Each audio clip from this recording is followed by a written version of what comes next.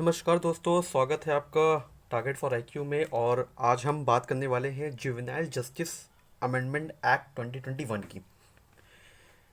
Juvenile ये जो act है, अभी रिसेंटली ही जुलाई में ये राज्यसभा से भी पास हो गया, लोकसभा से पास हो चुका था मार्च में। और आगे इसके बारे में जो भी इम्पोर्टेंट फैक्ट्स हैं वो हम जानेंगे। शुरू करने से पहले मैं आपसे एक रिक्वेस्ट करूंगा, अगर आपको इस चैनल का कंटेंट पसंद आता है तो आप इसे लाइक और सब्सक्राइब करें। तो अब शुरू करते हैं हम जुवेनाइल जस्टिस एक्ट 2021 के बारे में।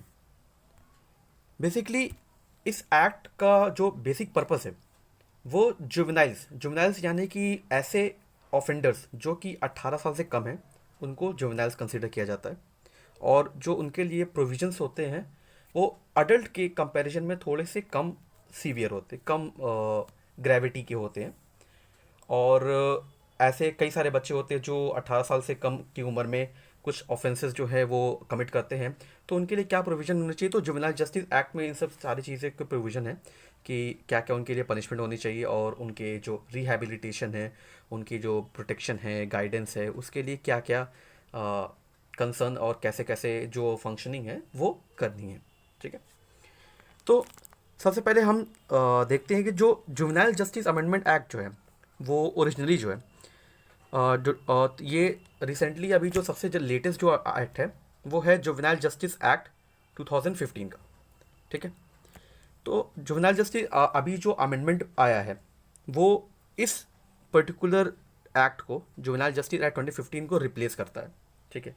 तो अमेंडमेंट के बारे में हम थोड़ी देर बाद में जानेंगे। पहले हम बात करते हैं जो जे एक्ट है 2015, उसके बारे में क्या बेसिक चीज़ है वो। तो जे एक्ट जो है वो 2015 में इस लॉ को लाया गया। उससे पहले भी लॉ था जुवेनाइल के लिए, उसका नाम था कि juvenile justice care and protection of children act 2000। ये 2000 में एक्ट लाया गया था, जुवेनाइल्स के जितने भी ऑफेंसेस थे उनको डील करता था। बट ज़रूरत क्या पड़ी 2012 में, जब ये निर्भया गैंगरेप का केस हुआ, तो उस सारे ऑफेंडर्स में एक पर्सन ऐसा था जो कि जुवेनाइल होने की वजह से बच गया, जबकि हालांकि उसने बहुत सीरियस ऑफेंस कमिट किया था। बट स्टिल जो उसकी एज थी वो जुवेनाइल होने की वजह से वो बच गया था। उसको सिर्फ 2-3-4 साल की सज़ा मिली थी, उसके बाद वो छूट गया था। जबकि ऐसा नहीं होना था, क्योंकि उसने जो क्राइम कमिट किया था वो एक अडल्ट के बराबर उसको माना गया था। हालांकि अब हमारा लॉ उस बारे में नहीं कहता था कि 18 से नीचे वालों को सज़ा देनी है एडल्ट के कंपैरिजन में, तो इसलिए उसका बेनिफिट उसको मिल गया। हालांकि इसके बाद फिर डिफरेंट कमेटीज़ बैठी और फिर जे एक्ट 2015 लाया गया। 2000 जो एक्ट का 2000 का जो एक्ट था उसको रिप्लेस करके 2015 एक्ट लाया गया और उसमें अलग प्रोविजंस दिए गए। ठीक है। दूसरी बात, इसमें जो जे एक्ट 2015 था, इसमें includes special provision for offender between 16। इसका मतलब ये है कि जो निर्भया वाला केस था उसमें जो ऑफेंडर था जो कि 16 से 18 साल के बीच, 18 साल से जस्ट बहुत कम, थोड़ा कम था, इसलिए उसको जुवेनाइल रखा गया था। तो इसमें ऐसे ऑफेंडर्स को स्पेशल प्रोविजन के अंडर ट्रीट किया गया है कि अगर कोई ऑफेंडर यदि 16 से 18 साल का है, बट उसने अगर हीनियस क्राइम किया है, जो कि बहुत ग्रेव क्राइम जैसे रेप, मर्डर, इस तरह का क्राइम किया है, तो उसको अडल्ट की तरह ट्रीट किया जाएगा, ना कि सिर्फ जुवेनाइल की तरह। ठीक है। एज एज जो है, एज का बैरियर नहीं रखा जाएगा। ये एक नई चीज़ थी इस पर्टिकुलर अमेंडमेंट एक्ट में, जो कि निर्भया वाली गलती को दोबारा ना दोहराया जाए, इसलिए इस एक्ट में इस प्रोविजन को डाला गया। ठीक है। उसके साथ साथ mandate setting up juvenile justice board और चाइल्ड वेलफेयर कमेटी। देखिए, juvenile justice board, child welfare, तो सबसे पहले चाइल्ड वेलफेयर कमेटी के बारे में बताता हूँ मैं। चाइल्ड वेलफेयर कमेटी जो है वो बेसिकली चाइल्ड के जो जुवेनाइल्स जितने जो तो होते हैं उनके रिहैबिलिटेशन, उनके प्रोटेक्शन की जो पूरी निगरानी रखती है।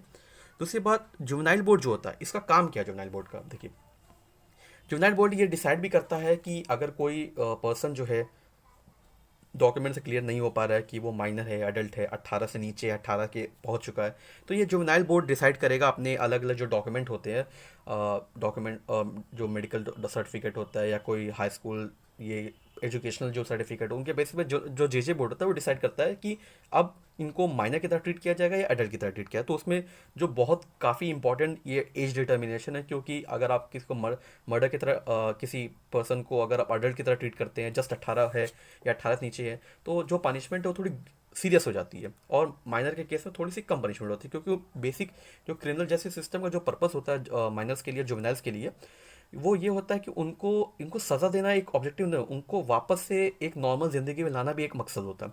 तो उनको रिहैबिलिटेशन में रखा जाता है ताकि वो उन्हें अपनी गलतियों का एहसास हो और वो वापस से एक नॉर्मल ज़िंदगी जिए without committing any further crime. ठीक है, तो ये इस तरह से जो जुवेनाइल बोर्ड का जो रोल है वो इम्पोर्टेंट हो जाता है। ठीक है, अब दो 2015 जो एक्ट है, ठीक है, उसमें ऑफेंसेस कमिटेड बाय जुवेनाइल्स का कटे। अच्छा, पहले क्या था कि पहले हम एक ब्लैंकेट कवर था कि हर ऑफेंसेस को बताया गया था कि हीनस ऑफेंसेस अगर कमिट करते हैं जुवेनाइल्स तो उनको सजा ऐसे दी जाए। लेकिन क्या हुआ कि फिर उसको कैटेगराइज किया अलग अलग कैटेगरी में, जैसे कि हीनस ऑफेंसेस, सीरियस ऑफेंसेस और पेटी ऑफेंसेस। अब मान लीजिए कि अगर कोई पर्सन, जो कोई जुवेनाइल है जिसने एक नॉर्मल सा ऑफेंस किया है अल्कोहल से रिलेटेड, ड्रग्स से रिलेटेड, तो उसको हीनियस ऑफेंसेस नहीं रख सकते, क्योंकि हीनियस ऑफेंसेस जो ऐसे ऑफेंसेस होते हैं जिनकी ग्रेविटी बहुत हाई होती है, जैसे कि रेप, मर्डर, इस तरह के। तो एक ड्रग अल्कोहल के जो केसेस है उनको आप सीरियस हीनियस ऑफेंस नहीं ट्रीट कर सकते, इसलिए अलग अलग उनको कैटेगराइज किया गया ताकि उनको एक लिबरल या थोड़ा सी कम सजा दी जाए as compare to heinous offences. ठीक है, तो ये नई बात इसमें आई। अब अमेंडमेंट में क्या बात है, जो नया अमेंडमेंट एक्ट बिल जो आया है वो 2015 वाले एक्ट को अमेंड करता है, और स्पेशल प्रोविज़न दिया हुआ है कि उन जुवेनाइल्स को जो कि 16 से 18 साल में हैं और अगर वो हीनस ऑफेंस करते हैं उनको एडल्ट की तरह ट्रीट किया जाए। दूसरी बात, एनसीपीसीआर ने एक अपना डेट सर्विस कंडक्ट किया जिसमें ये पाया कि जो चाइल्ड केयर इंस्टीट्यूशंस है उसमें टोटल 7,000 करीब एक सर्वे था, 7,000 में से 39% जो थे वो रजिस्टर्ड नहीं थे। दूसरी बात, 20% जो चाइल्ड केयर इंस्टीट्यूशन थे, ये मंडेट है कि हर एक डिस्ट्रिक्ट में एक या एक से ज़्यादा चाइल्ड केयर इंस्टीट्यूशन होना चाहिए। तो 20% जो चाइल्ड केयर इंस्टीट्यूशन है पर्टिकुलरली गर्ल्स के लिए, वो कई ऐसे राज्य हैं जहाँ पर जो लड़कियों के लिए चाइल्ड केयर इंस्टीट्यूशन है, जो फीमेल ऑफेंडर्स होते हैं 18 साल से नीचे, उनके लिए चाइल्ड केयर इंस्टीट्यूशन नहीं बनाए गए या सेटअप ही नहीं किए गए। तीसरी बात, 26% जो चाइल्ड वेलफेयर ऑफिसर्स है वो ही अपॉइंट नहीं किए गए ताकि जिन पे ये जिम्मेदारी दी जाती है कि आप जाके निगरानी करेंगे और सुपरवाइज करेंगे। तो ये सब सारे जितने भी फ्लॉज थे ये पता चला। अब ये तो मैनेजमेंट के फ्लॉज थे, अब उनके इंफ्रास्ट्रक्चर में फ्लॉज क्या पता चला एनसीपीसीआर को, जो national commission for protection of child right है इंस्टीट्यूशन।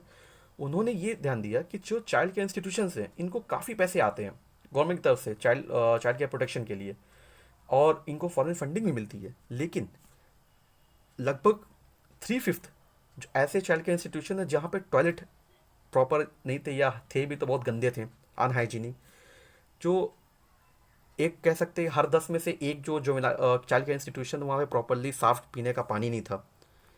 उसके बाद 15% ऐसे होम्स थे जहाँ पर सेपरेट बेड का नहीं था, बच्चों के लिए अलग सेपरेट बेड एक ही जगह पे सुला दिया जाता था, एक ही में कलेक्ट होकर के, जो जो कि एक अगर देखा जाए तो हाइजीन के पर्सपेक्टिव से काफ़ी वॉलेटिव है। एंड ये सर्वे सर्वे को लेकर के ये सब बातें सामने आई, तो इसलिए ये ज़रूरी हो गया कि इसमें कुछ चेंजेस किए जाए ताकि जितने भी ऐसे इंस्टीट्यूशंस हैं जो कि प्रॉपरली कंप्लायंस को रेगुलेशन को फॉलो नहीं करे तो उनको उनका जो लाइसेंस है वो कैसे कर दिया जाए। उसके साथ साथ इस जो बिल है उसमें उन ऑफेंसेस को भी जोड़ा गया जहाँ पर मैक्सिमम जो पहले क्या होता था उन ऑफेंसेस को जोड़ा जाता था जुवेनाइल्स में जहाँ पे सज़ा जो है 3 से 7 साल की है। अब जहाँ पर मिनिमम पनिशमेंट 7 या 7 से ज़्यादा भी है वहाँ भी उनको जोड़ा गया है, उन ऑफेंसेस को भी जोड़ा गया है जहाँ पर जो मैक्सिमम पनिशमेंट है या तो 7 है या तो 7 से ज़्यादा है, उन ऑफेंसेस को भी जोड़ा गया है। ठीक है, दूसरी बात जो है वो ऑफेंसेस पहले क्या था, जो ऑफेंसेस अगर कोई चाइल्ड है वो 3 से 7 साल ऐसे ऑफेंसेस करता है जिनकी सज़ा 3 से 7 साल है, तो उसको कॉग्निजेबल ऑफेंस माना जाता है, यानी कि उसका जो अरेस्ट है उस केसेस में वो बिना वारंट के हो सकता है। तो अब नए बिल के अकॉर्डिंग जो अरेस्ट है उन केसेस में जहाँ पर सीरियस ऑफेंस है, जहाँ पर 3 से 7 साल की सजा है, उनको नॉन कॉग्निजेबल ऑफेंस डिक्लेयर किया गया। और पहले क्या होता था कि अगर इस जो नया बिल है इसमें एक और चीज़ बात की गई कि अडॉप्शन ऑर्डर को लेकर बात की गई कि बच्चों के अडॉप्शन को लेकर के। तो पहले क्या होता था, किसी पेरेंट्स को अगर अडॉप्शन चाहिए तो वो कोर्ट में अपने प्ली फाइल करते थे, कोर्ट ऑर्डर करता था अडॉप्शन के लिए। अब इस नए बिल में डीएम और एडिशनल डीएम को ये पावर दी गई कि आप जो है अडॉप्शन ऑर्डर इशू करने के लिए एम्पावर्ड है, ना कि रादर देन कोर्ट जाने से बेहतर। तो इससे क्या हुआ कि जो अडॉप्शन का ऑर्डर जो रास्ता है वो काफ़ी स्ट्रीमलाइन हो गया और काफ़ी ईजी हो गया। और ये जो ऑर्डर है, जो अडॉप्शन ऑर्डर, वो under section 61 of the JJ act के अंडर इशू होगा। और अगर यदि कोई पर्सन जो है अग्रीव्ड है डीएम के ऑर्डर से तो वो जो है अपील फाइल कर सकता है डिविजनल कमिश्नर के ऑफिस में या कोर्ट में। एंड ये जो अपील है वो 30 डेज़ के अंडर फॉलो होनी चाहिए। और जो केस है वो 4 हफ्तों के अंदर, जब से अडॉप्शन हुआ है उसके 4 हफ्तों के अंदर ये पूरे जो इशू है उसको रिजॉल्व होना ज़रूरी है। और एडिशनल चेंजेस क्या है देख लेते हैं। जो डीएम की जिम्मेदारी होगी वो है सुपरवाइज करना होगा डिस्ट्रिक्ट चाइल्ड प्रोटेक्शन यूनिट को उनके रख रखाव के लिए, और क्वार्टरली रिव्यू करना होगा कि उनकी जो चाइल्ड वेलफेयर कमेटी की जो फंक्शनिंग है वो प्रॉपर्ली चल रही है नहीं, या उसमें क्या लूप होल्स है और कौन जिम्मेदार है इसके लिए, ये सब सारी चीज़ें। और जो member of child welfare institution है उनके लिए गाइडलाइन है कि कौन कौन नहीं होंगे उसके मेंबर्स। ऐसा कोई पर्सन जो वॉलेशन ऑफ ह्यूमन राइट या चाइल्ड राइट के लिए कभी लायबल हो चुका है वो मेंबर नहीं हो सकता। दूसरा, ऐसा कोई पर्सन जो मोरली, आप कह सकते हैं मोरली गलत डिक्लेयर हो चुका है तो वो पार्ट नहीं हो सकता। या फिर इस सेंट्रल गवर्नमेंट या स्टेट गवर्नमेंट की सर्विस से अगर उसको निकाला जा चुका है तो वो child welfare institution, child welfare committee का पार्ट नहीं हो सकता। और या ऐसा कोई पर्सन जो कि चाइल्ड के इंस्टीट्यूशन और डिस्ट्रिक्ट का पार्ट है तो वो उसका पार्ट नहीं हो सकता। और इनको हटाने के लिए क्या प्रोविज़न है कि यदि कोई पर्सन जो है मेंबर है चाइल्ड वेलफेयर कमेटी का, तो अगर वो लगातार 3 महीने तक सारी मीटिंग से एब्सेंट रहता है, चाइल्ड वेलफेयर कमेटी की जो रेगुलर मीटिंग होती है, या वो 3/4 मीटिंग जो है अटेंड नहीं करता है, तो उसको हटाया जा सकता है उस चाइल्ड वेलफेयर कमेटी से। सो ये सारे प्रोविजंस जो है वो हमने बात की है। जुवेनाइल जस्टिस अमेंडमेंट बिल जो है वो अब जैसे प्रेसिडेंट का एसेंट मिलने के बाद एक्ट बन चुका है, तो इस सारे प्रोविजंस के बारे में बात की, और ये सारे प्रोविजंस उस नए जो एक्ट है उसमें बात की गई अमेंडमेंट में। और ये आपके एग्ज़ाम के पर्सपेक्टिव से काफ़ी इंपॉर्टेंट है। सो मैं आशा करता हूँ कि आपको सारे पॉइंट जो है वो आपके काम आएंगे और आपको ये वीडियो पसंद आएगा। बाकी जो भी आपको कंटेंट या टॉपिक्स आप चाहते हैं हम वीडियो बनाएं, उसको आप हमारे कमेंट बॉक्स में ड्रॉप करें ताकि हमें एक एडिशनल इन्फॉर्मेशन मिल सके कि क्या क्या हमें नए नेक्स्ट वीडियो सुनाती हैं। तब तक के लिए थैंक यू।